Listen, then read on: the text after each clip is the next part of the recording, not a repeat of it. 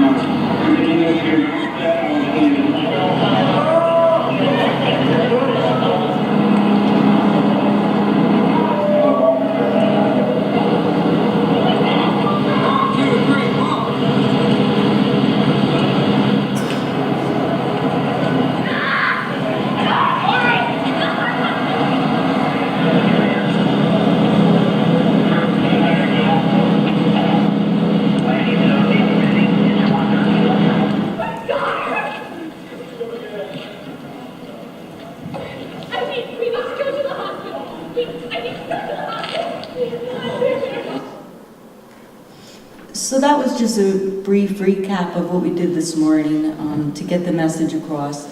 I'm going to introduce myself. My name is Lisa Grassi. I'm a probation officer at the Greene County Probation Department.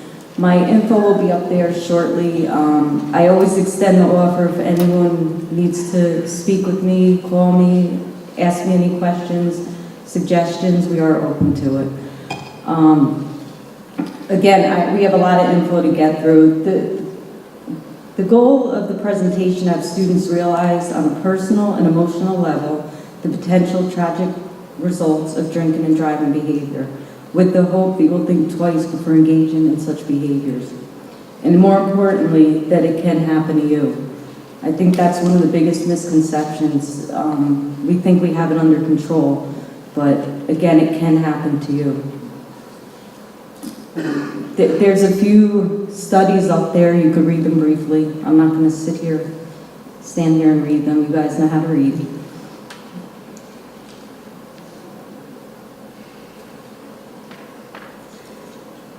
I thought they were interesting, so I did put those up there.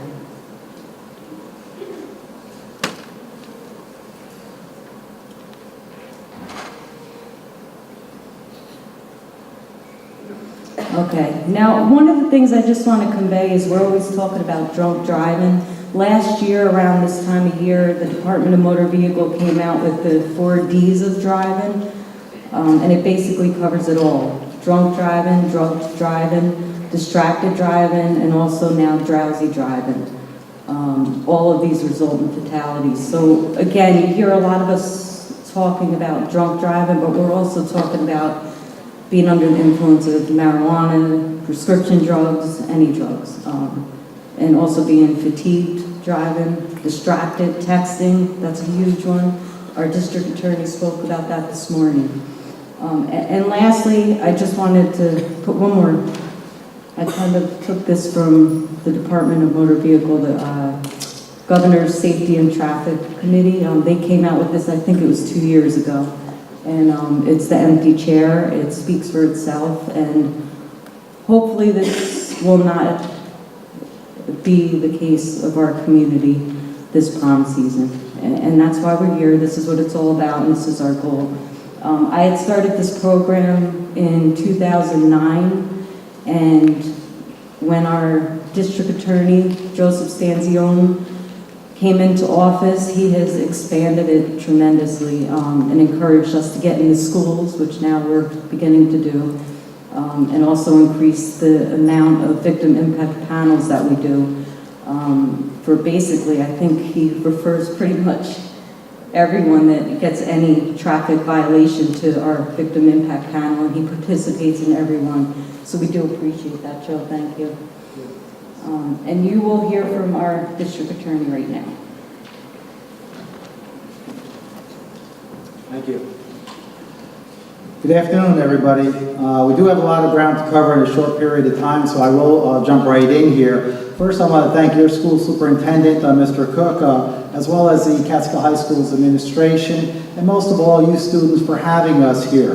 This is the Greene County Victim Impact Panel. It is a panel that is put together by our Greene County Probation Department and our Greene County Sheriff's Office. And Probation Officer Lisa Grassi spends a lot of time organizing the program, and we thank our speakers who volunteer their time to her, and in turn to you. And today you're going to hear 4 speakers, each of whom will tell you a short story about how a DWI offense has affected their lives forever. It's not something that'll affect you for a day or a week or a month. It's something that can have a lasting effect for a lifetime. And it doesn't just apply to drinking alcohol and driving. It applies to smoking marijuana, taking pills, doing other drugs, and even texting while driving.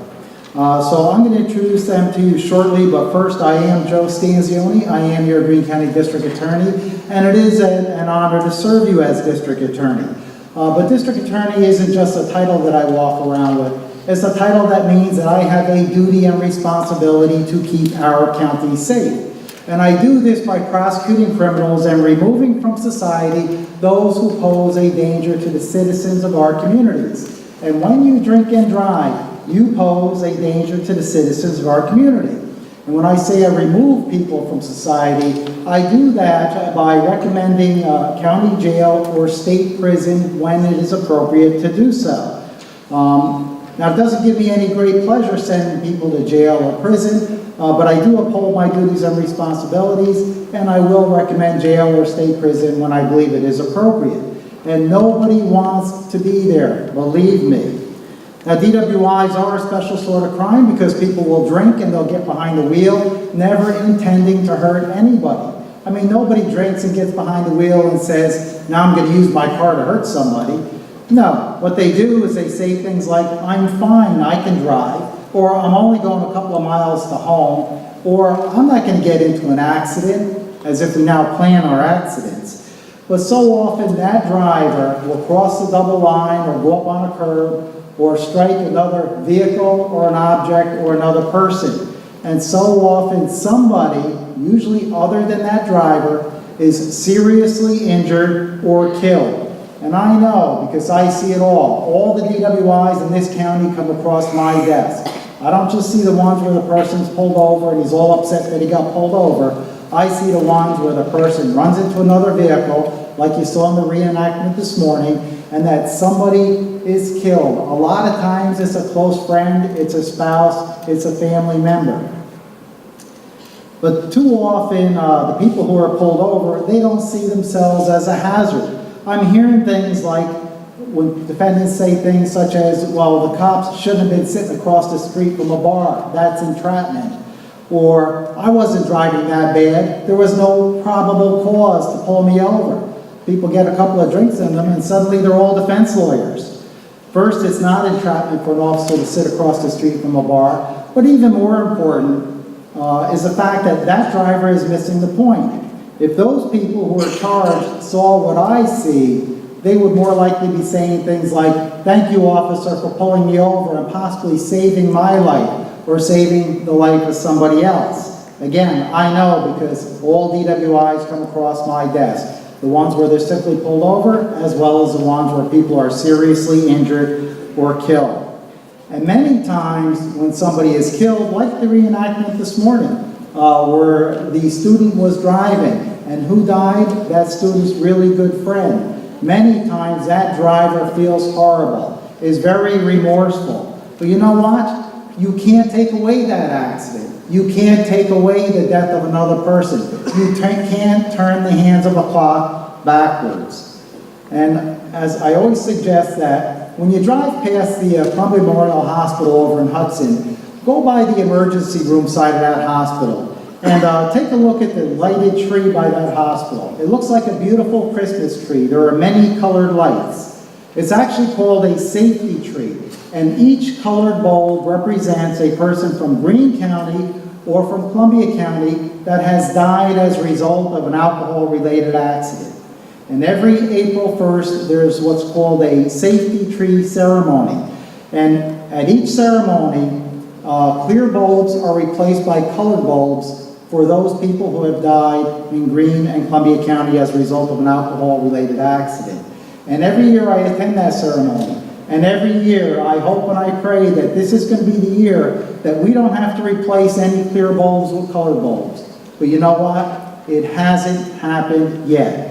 Just last month, we replaced 6 clear bulbs with colored bulbs. That represents 6 innocent people who have died as a result of an alcohol-related accident. So a lot of people might think drinking and driving is no big deal. Believe me, it's a huge deal. Again, I know because I see it all. Now some people think, well, my parents are pretty important people, or I'm related to a police officer or a judge or a lawyer, so I'm not going to get in trouble if I drink and drive. Well, believe me, you'll probably find that your parent or your relative will be just as upset at you as the officer who pulled you over, or as the family of the victim of the person you ran into. And your mindset shouldn't be, my relatives will take care of it for me. It should be, I never want to put my relatives in a situation like this, because it will affect them, even though they are not accountable for your actions. And so you're going to find that it doesn't matter who you're related to, you will be held accountable. And that's the policy on DWIs, because DWIs kill people. It's the old adage, DWIs take lives. So my suggestion is, if you're going to drink, don't drive. You will have definite consequences. You will be prosecuted if you have a felony conviction as a result of it, by having younger people in the car with you. You'll have a felony, and felony conviction will preclude you from student loans. It will preclude you from student aid, and that's the same with smoking pot and driving, taking pills and driving. You will see a 100% increase in your insurance. You could go to jail or be placed on probation. If you're placed on probation, you get your own personal probation officer. Sounds great. Believe me, it's not, because that probation officer owns you. Will want to know where you are every single day of your life for as long as you're on probation. If that person sees you on the street, can say, hey, look, blow into this tube. I want to see if you have alcohol on your breath. Well, just knock on your door one night and say, I want to search your house to see if you have anything in your room that you shouldn't have. You will pay fines with a conviction. You will pay a Department of Motor Vehicle administrative fee. You will pay legal fees. So these costs can total up to $15,000 to $20,000 on your first offense. And if you're in an accident, you'll find your insurance company, if you're injured, your insurance company will disclaim. They will say, look, we're not paying your medical bills. You caused your own injury. Look at that fine print in your insurance policy. And have you ever seen some medical bills for something as simple as a broken arm? Could be $30,000 or more that you're going to be responsible to pay. And again, this goes for texting while driving, which seems to be more and more of a problem these years. But at any rate, we're going to now begin with our speakers and move on with this program. And our first speaker will be Melanie Bynum.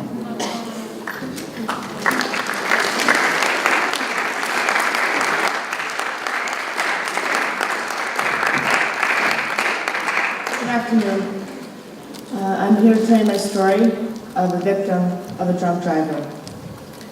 I was sitting right where you are about 21 years ago, excited for prom, hanging out with my best friend, and we decided to go to her brother's house and hang out. We went there, and they were older than we were. We had fallen asleep, and we woke up and realized we had to get home before my parents realized we were gone. So it was about 4 o'clock in the morning. We decided we had to walk back home. We never made it there.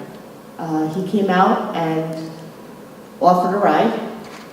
He wasn't slurring his words or acting drunk, so we figured it would be okay.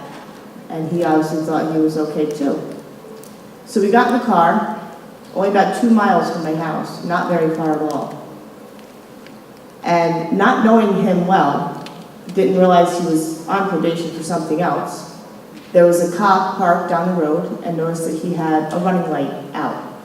So as we went by, he wanted to pull him over for the tail light. The driver, who was drinking, decided it would be better to try to outrun the cops because he didn't want to get in trouble because he wasn't supposed to be driving anyway.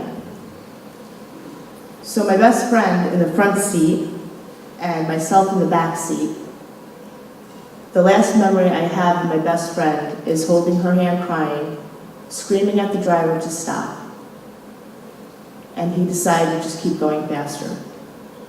He crashed into a tree at 87 miles per hour. My best friend was killed instantly. I was in the back seat, and I went through the windshield, hit the tree, and ended up in the trunk. When the accident happened, it was early in the morning, and the EMTs were there, and for the first couple hours, they didn't even know I was there. The driver was fine.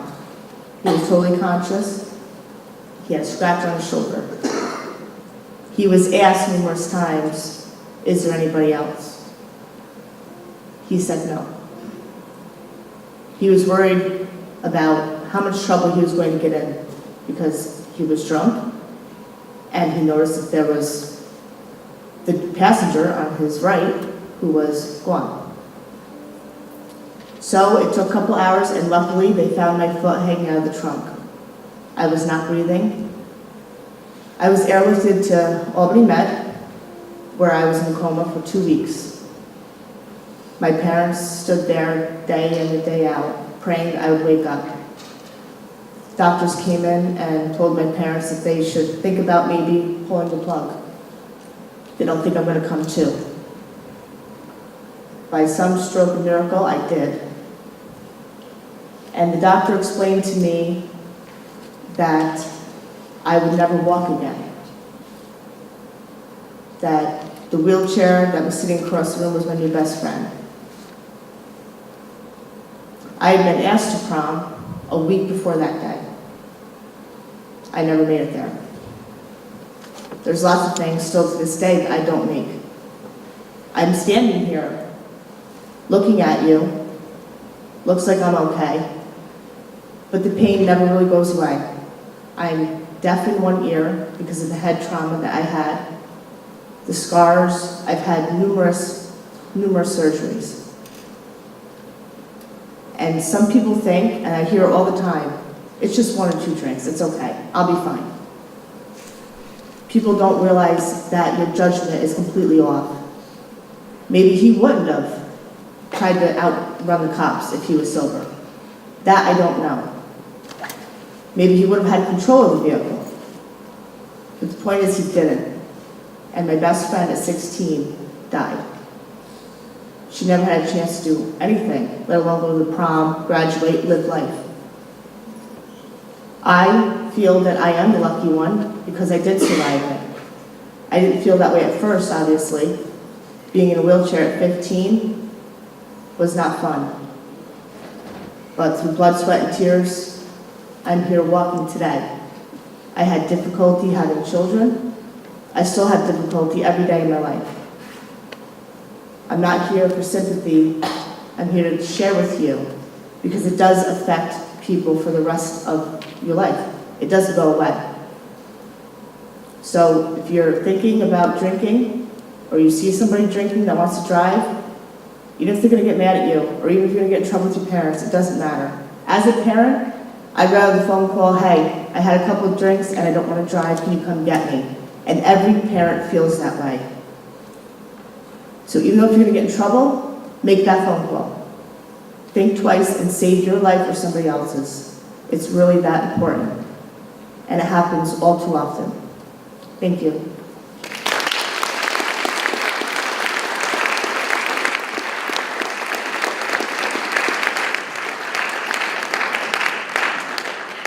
Thank you, Melanie. And I'm sure you figured it out, but our photographs that are up on displayed on the screen are not just random photographs. They are photographs pertaining to each of our speakers as they speak. Right now, we're going to move into a video clip, Nothing to Die For.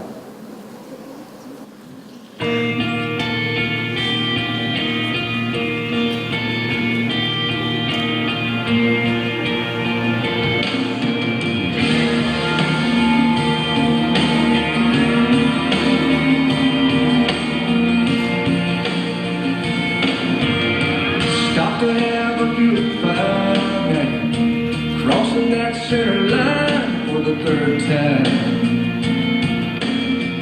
Second time like this week. Had a friend ask you for your keys, you said no, I'm fine. You sure do act like you ain't got a thing to lose, but every car you pass might be the ones you take with you. Give your last breath to your wife. Take a bullet for your kids. Lay your life down for your country, for your Jesus, for your friends. There's a whole lot of things you say you're living for.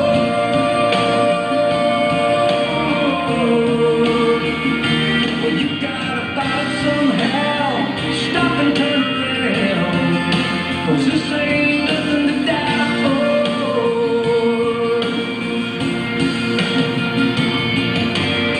So what's the harm in a little fun? 'Cause you ought to work before the sun every day.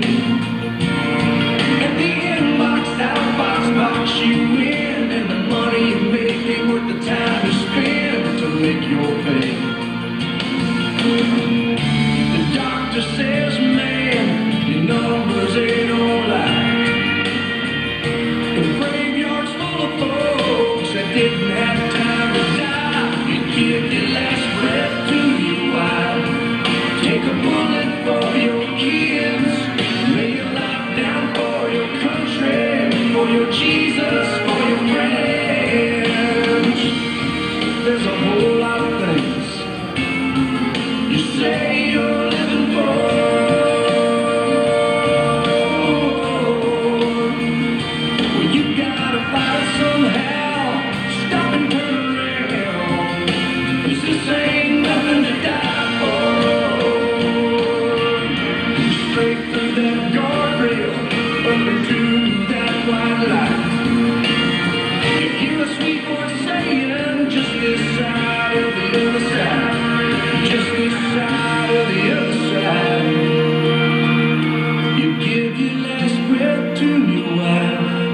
Take a bullet for your kids.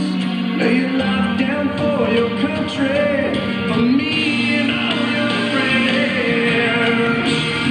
There's a whole lot of things you say you're living for.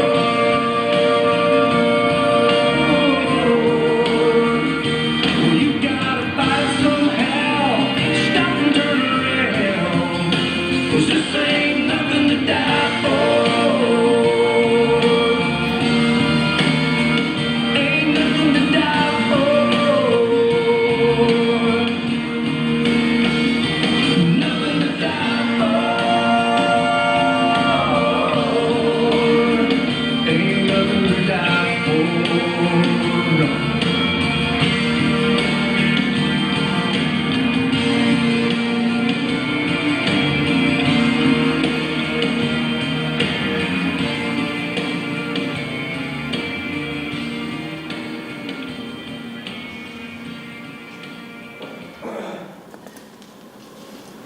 We will move on to our next speaker, who is Thomas Schmiedel.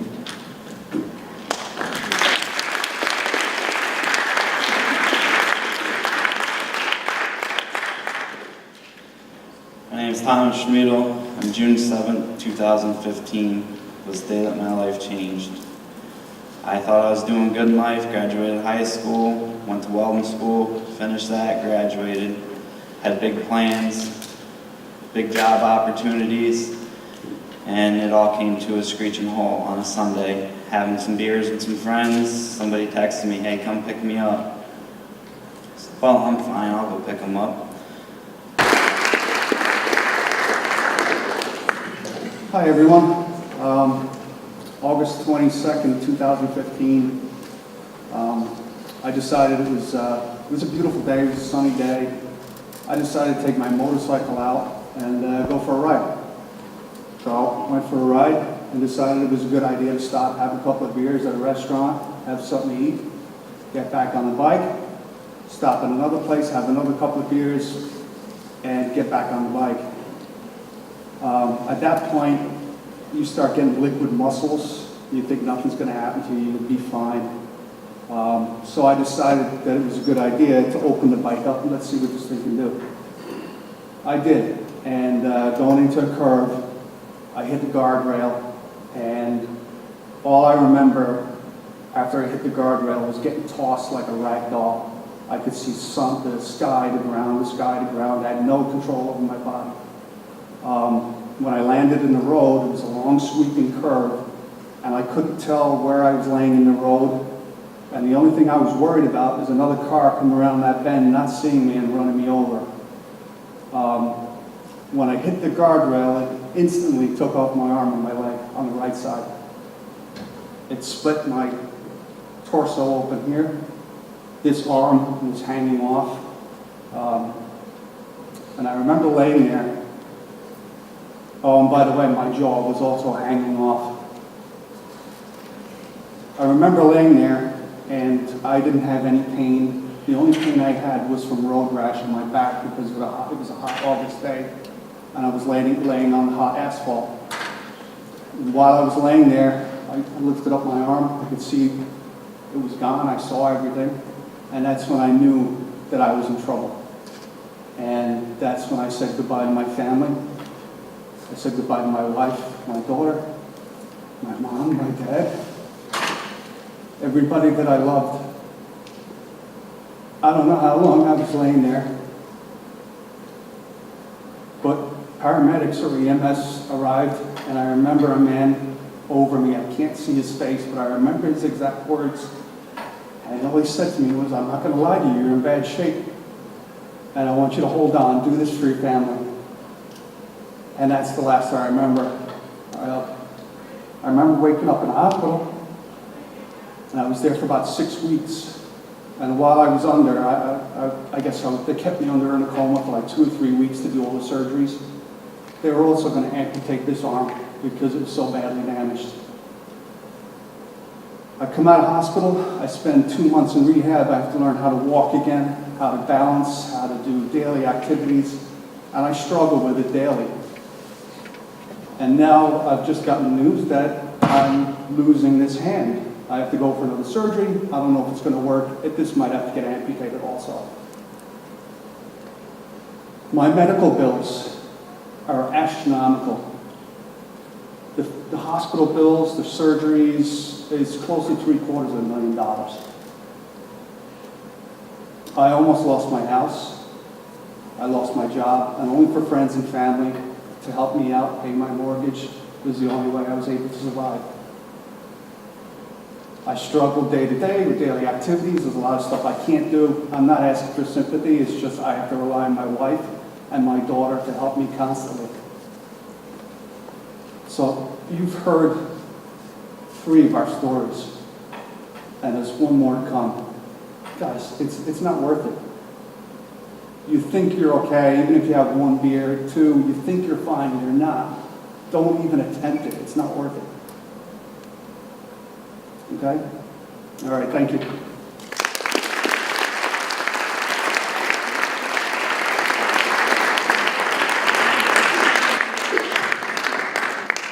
Thank you, Jim.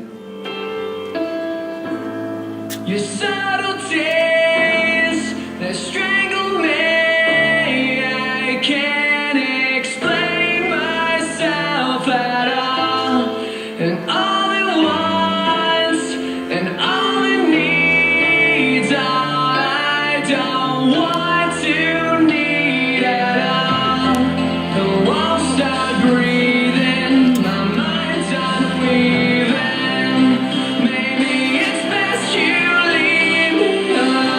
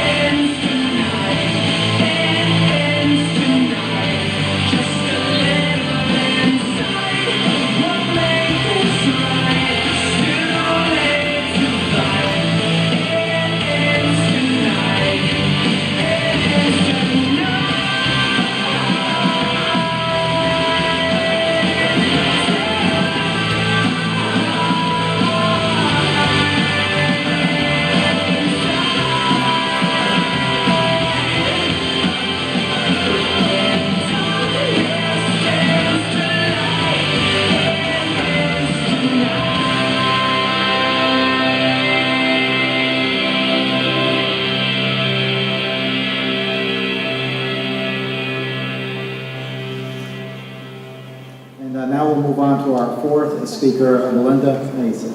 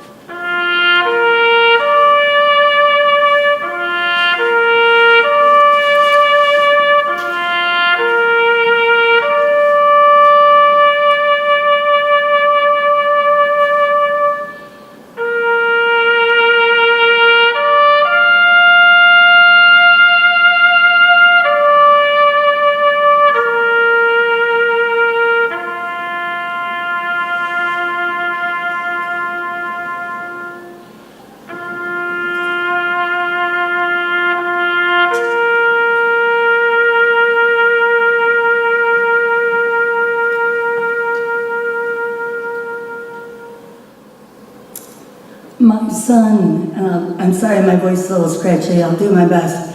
My son, Kyle Robert Mason, Specialist First Class Kyle Robert Mason, was killed June 1st, 2014. He was drinking and driving. I say when I speak that it's a simple story. Kyle drank, Kyle drove, Kyle died. No other excuses. Usually when I speak, I tell you a lot about my son and our lives. I'm just going to briefly skim over it. He was a great kid, played varsity football, lacrosse, honor student. His death was a shock to my community. It was on the Buffalo News because it was, you got to be kidding. Never arrested, wasn't in the principal's office. And the only time that he began, actually, was when my mother was dying his senior year. She actually died before he graduated. And it was a very painful point, and so he would smoke dope, anesthetize the pain. Fast forward to him in the military, he'd served 5 years, toured in Afghanistan. While he was in Afghanistan, he discovered his wife was cheating on him. So at the age of 23, he was facing a divorce and a betrayal. Military's a great place to party it up and drink. It's a big drinking culture. So it was normal for him to go out to Puget Sound and be fishing. He didn't intend to die.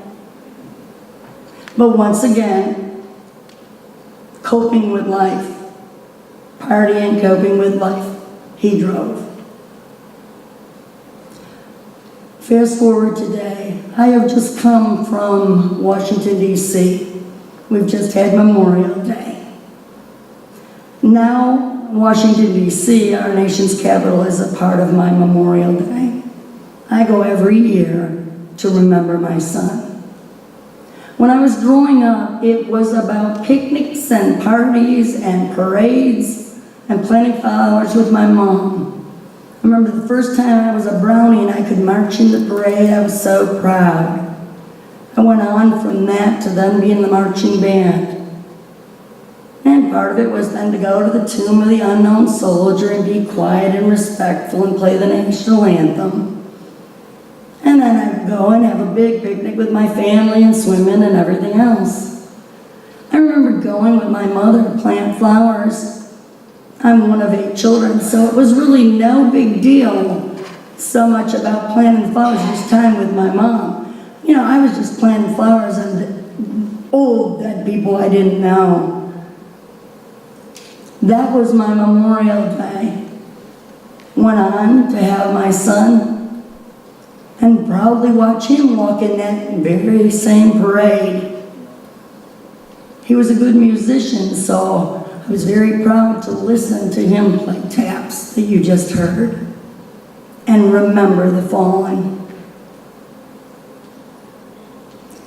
Well, my Memorial Day changed. It is no longer about parades and picnics and fun times with my friends.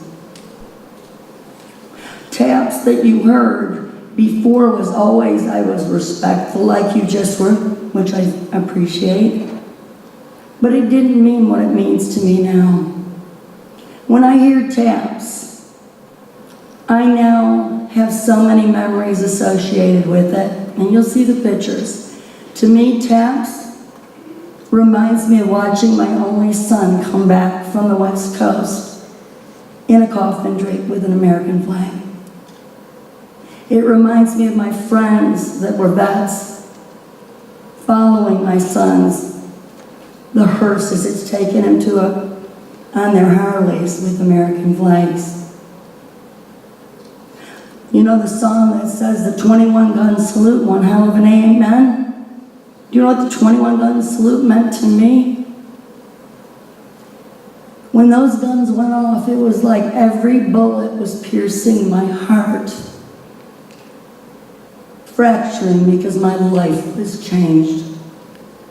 And the hardest thing of all, I remember closing my eyes at the funeral because taps was played. I remember closing my eyes and wishing that it was all this terrible, terrible nightmare that would go away. And instead of a soldier standing there honoring my son, it would be my son honoring others. Why am I talking about Memorial Day? And what does that have to do with prom? Prom is one of those things that you look forward to. There's many markers in life, and prom is literally a time that you get to dress up. As girls, you get to go out and buy a fancy dress and dress up. Maybe a stretch limousine. It's a fun time. It's the first of many things that are going to mark your way towards adulthood. And you're going to look back and say, remember when we went to prom? And you just take out the picture and say, oh, that dress was ridiculous, or look how goofy your haircut was. Prom, graduation, first job, maybe graduating from college, buying a new car, getting your own apartment, no longer living with mom and dad, buying a new house, having children. Prom prom is supposed to be something that's fun. We've all told you our stories. What your prom is up to you. I want you to stop, quit looking at the videos, quit looking at me, and look at each other, please. Look at your friends. Now, which memory do you want? Because it's up to you. Do you want the memory of your friend, your boyfriend, your girlfriend, to be about a great time at prom, or the day they died, the night they died? Do you want a year from now, the Memorial Day, as you are taking flowers to your friend's grave? Or, God help you, that somebody is remembering you. Told you my son had a simple story. Kyle drank, Kyle drove, Kyle died. You hear a lot of things that, we're not here to lecture you or tell you what to do. It's your story. It's in your hands. So I challenge you, what is your story going to be? Are you going to remember the good times? Or are you going to be remembered? Are you going to remember the fun time you had with friends? Or are you going to be remembering your best friend, your boyfriend, your girlfriend? Because they are no longer, they're not going to go beyond 16 or 17. The story's up to you guys. Because my son's story ended at 23. It's up to you. We want the best for you. We want you to have a great time. That's why we all volunteer and we come. I lived in Catskill. Now I live south of Buffalo. So I drive over to continue to do this. Thank you for your patience and your respect, silence, listening to me. God bless. Stay safe, please.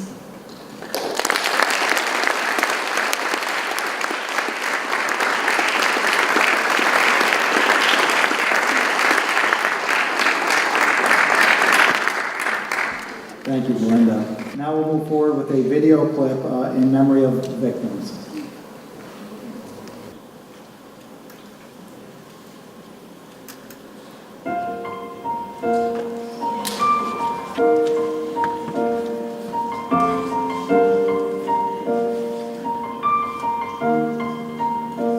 It's been a long day without you, my friend.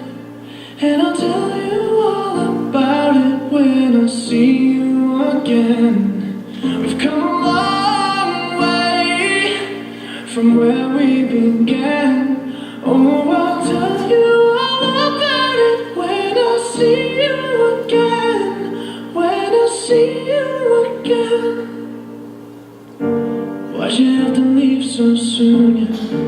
Why'd you have to go? Why'd you have to leave me when I needed you the most? 'Cause I don't really know how to tell you without feeling much worse. I know you're in a better place, but it's always gonna hurt. Carry on.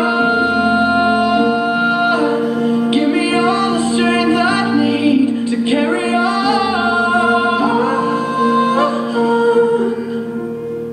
It's been a long day without you, my friend. And I'll tell you all about it when I see you again. We've come a long way from where we began. Oh, I'll tell you all about it when I see you again. When I see you again.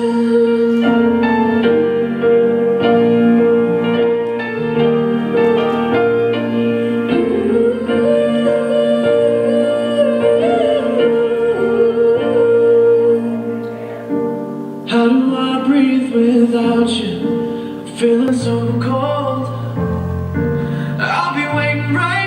for you till the day you're home. Carry on, give me all the strength I need to carry on.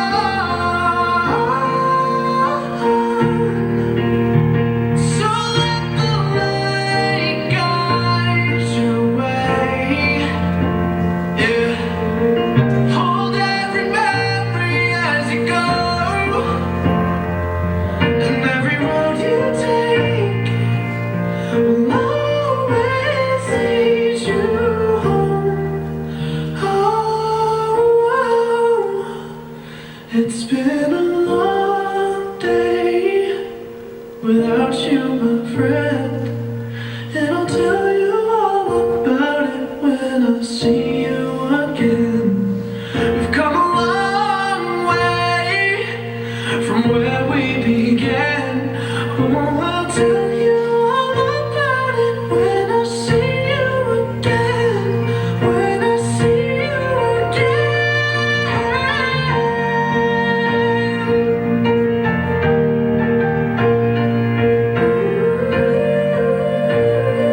When I see you again, see you again.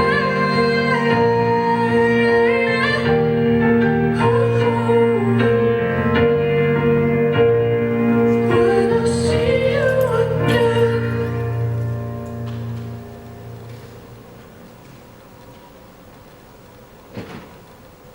Now, as the district attorney, I require all people who are charged with or convicted of an alcohol or drug-related offense to attend the victim impact panel.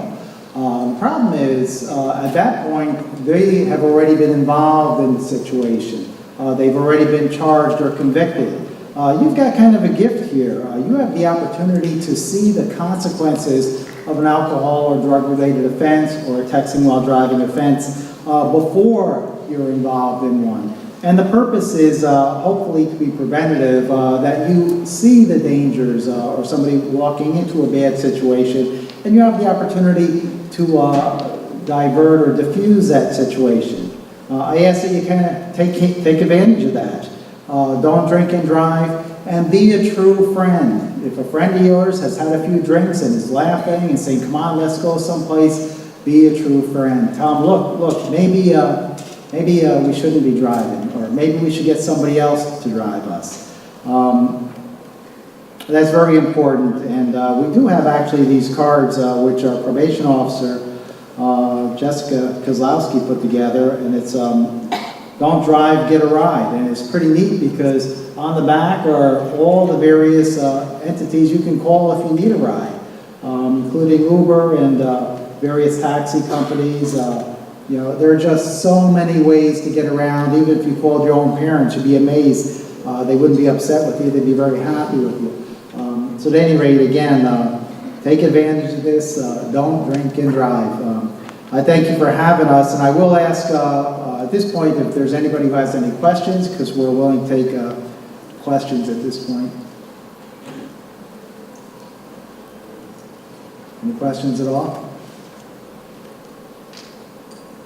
Okay, well, we're going to pass out these cards. Okay, well, we will be hanging around for a few minutes. I think you have probably about 15 minutes before school's out. So we'll hang around here, and we do have these cards, and if anybody has any questions, we're more than happy to answer them. So again, thank you very much for having us. I want to thank all the speakers for coming. I want to thank you guys for attending. I just want to say again, Ms. Hauser and I were talking today, we want this weekend to be fun, right? I know that today's an intense day, but that's not on purpose. This weekend should be fun, but make sure you make the right decision. Again, you've heard a lot today, but call home, get a parent to drive you somewhere, or stay where you're at, all right? Have fun this weekend, but make the right decision.